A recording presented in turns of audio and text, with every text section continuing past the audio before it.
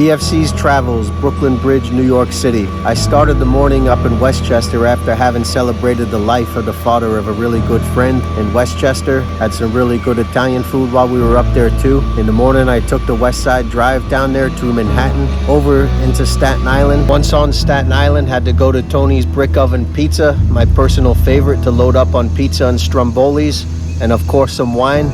Got the ferry into the city, stopped by the World Trade Center site because never forget, and then I walked the Brooklyn Bridge. Beautiful day, beautiful city. Check out my previous videos of my tours of New York City. Don't forget to subscribe to the channel, click the notification button, follow me on Instagram. There's no life like the good life. VFC's Travels, yeah. Don't forget to go to VFC's Travels merch shop, yeah. The first thing I noticed when walking across the Brooklyn Bridge were the languages. The diversity of the residents of the city and the people that come to visit it is one of the things that makes New York City great. It was the hard labor of immigrants that built this bridge, which opened in May of 1883. At the time was the longest suspension bridge in the world. As I walked across the bridge, of course I had to stop and take a couple of snaps of this historic New York icon, that last plaque there dedicated to the immigrants. But there's other stories associated with the bridge too. There's no life like the good life, yeah. So it was on this bridge that Posh and Bex did the f***ing naughty, right? And that's where their kid Brooklyn came from. That's what they say, it was this bridge, yeah. So if you were wondering why Posh and Bex called their kid Brooklyn, now you know. Anyway, I walked to Brooklyn, I walked back, I got a subway train and headed uptown. I had a lot of plans of what I wanted to do today. Didn't get shot on the subway, which was a win. Then I did what VFC does best. No life like the good life, yeah. So VFC diverted disaster.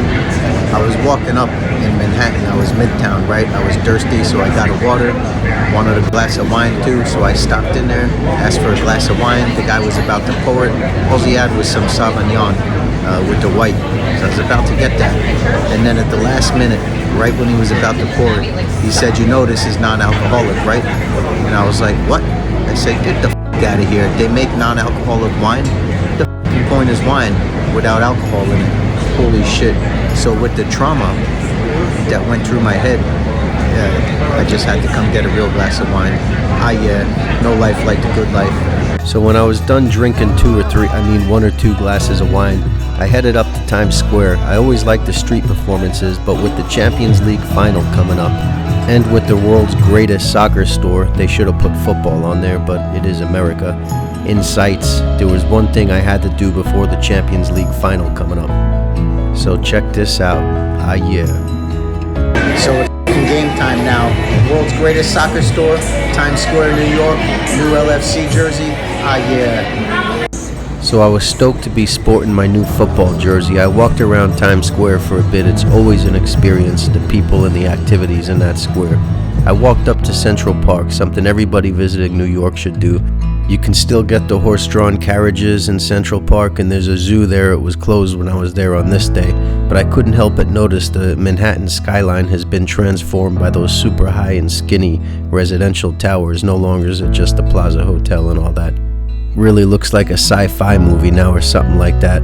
Upper Fifth Avenue, all the bougie shops like Louis Vuitton and all that. And Trump Towers up here for those of you that want to check that out. Then I made my way to Rockefeller Center. So if you watched my Christmas in New York video on VFC's Travel on YouTube, you're soft if you haven't seen it yet. You see you can ice skate here at Rockefeller Center. Now they opened it up to roller skating in the summertime. Yeah, VFC's Travels on YouTube. A little bit of story time with VFC here. Years ago, my daughter, when she was little, she had an American Girl doll. The thing was cute, it was expensive, but we came to New York City and we had to take her doll into this place to get a fucking haircut. Her hair got cut and styled. It sat on a little freaking barber stand and everything while the girls braided her hair and all this shit. It cost me about $50 or $60 just for her doll to get hairstyle in this place. The spa, the freaking nails done, the feet done.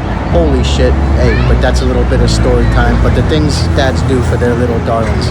Yeah, Julia, you remember that shit? Yeah. It was a long day of walking around the city. I was happy to get on that fast ferry back towards Staten Island and take in these iconic views of the most beautiful city in the world, with due respect to Rome, of course. Yeah, Lady Liberty. VFC's Travels on YouTube. I have a whole bunch of walk and tour New York City videos on there. Just go to the search bar, look VFC's Travels New York City. Subscribe to the channel, turn those notifications on. Visit the Etsy shop, get yourself a VFC's Travels t-shirts. There's no life like the good life. Ah yeah, thanks for watching.